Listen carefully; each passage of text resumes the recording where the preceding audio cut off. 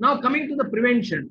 All right, by this time everybody knows because lot of advisories, lot of the this has emerged and we know.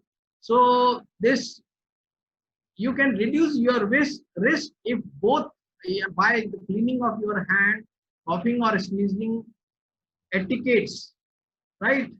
Avoid touching your eyes and the nose. Limit the social gathering and the social distancing. Avoid the close contact. Clean the disinfect. Clean and disinfectant the surface frequently. Right. See here, wear a mask to protect. Here, see you can see if it will be a high risk if nobody wears the mask.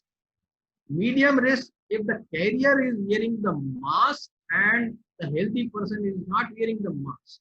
Here, if the COVID carrier is not wearing the mask, one second, and the healthy person is wearing mask, this will become a medium risk and there will be low risk of less than 1.5% if both carrier and the healthy persons are wearing the mask. Okay. Now precautions for the healthcare workers. Healthcare workers are at the increased risk of contracting this infection. High prevalence rate are observed in the healthcare worker. Very important to practice precautions. Personal protective equipment. Right. So this slide I have elaborately shown about what are the components of the PPE and their significance, goggles and face shield. Because as the time we have lost much, right? So I'll not go into the details of this. I will show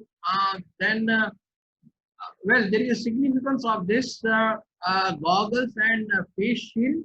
This prevent contamination of the mucous membranes of the eyes, nose, and the mouth. Mask will protect the airways from the particulate matter, and the gloves will protect contaminating your hands from the surface. All right.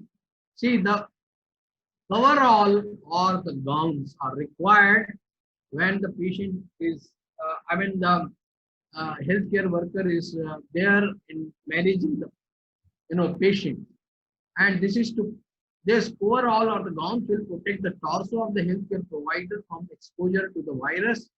Gowns and these are deemed equally acceptable, but uh, head cover is also needed and the shoe cover. And you can see this is the donning sequence for the wearing the PPE and the doping. These guidelines have been issued by the Ministry of Health, and you can see initially hand washing, shoe cover, then inner gloves, right? Then coverall or the gown, then mask, goggles, hood, and the outer gloves. This is the way.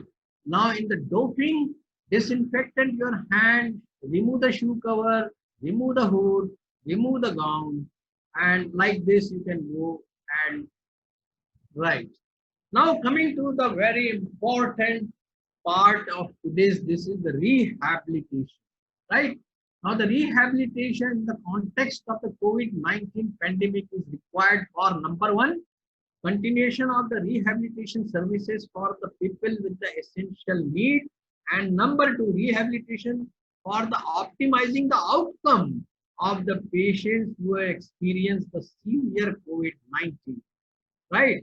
So here there is a role of the healthcare workers as well as the physiotherapists at this, and you can see now these are the different status of the rehabilitation. This is at the large masses, the community delivered rehabilitation, the rehabilitation integrated to the primary healthcare rehabilitation, into the medical specialty treatment, and the specialized high incentive intensity rehabilitation. Okay, I'll just rehabilitation for the severe COVID-19. Severe COVID-19 patient, the illness may be complicated by the respiratory failure and other forms of the multi-organ failure, resulting in the ICU admission and with likely invasive mechanical ventilation.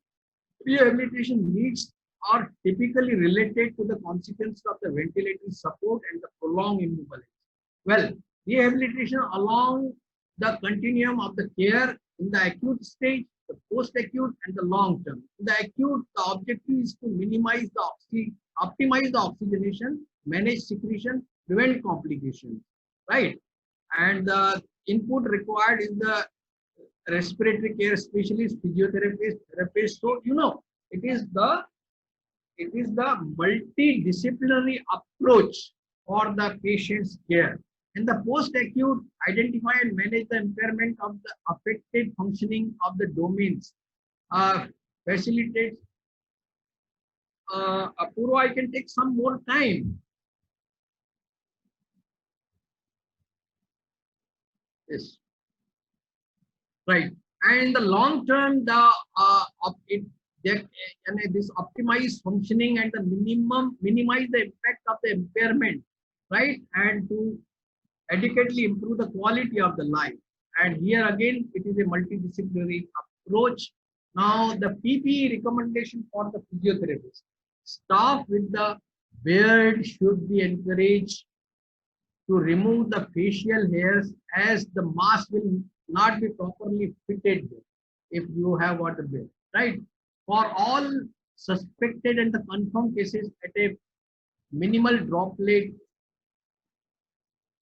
precautions are implemented, the staff should wear the full PPE as described before, right? The PPE must remain in place and be worn correctly, right? So all these, you should not use the stethoscope. If it is stethoscope is used, it should be a dedicated one. It should be left there only, right? And so many observations, right? This is, you can see the physiotherapy in physiotherapist in the PPE giving the physiotherapy here, and this is also the another picture. Now this physiotherapy intervention is required in the two conditions. Number one is the respiratory physiotherapy intervention for the mild symptom need not and not needed for the airway clearance. So no physiotherapy contact should be there. In cases of the pneumonia with low oxygen level requirements, physiotherapy interventions not needed, the airway for the clearance, and no physiotherapy contact should be there. Now, in mild symptoms and the pneumonia with coexisting respiratory and the neuromuscular and current anticipated difficulty in the secretion clearance, here with the use of the N95 mask and other things, the physiotherapy referral can be required, and with PP they can help in these are the some the exudative consolidation and the inability clearing the airway. There is weak, ineffective, or the moist sounding cough is there. The physiotherapy referral for the airway clearance is required, and use of the N95 and airborne precautions, maybe the wearing of the full PPE. And in the severe symptoms suggestive of pneumonia, LRTI, increase in oxygen requirement, severe or productive cough, again the physiotherapy referral for this is, and the use of same airborne precaution.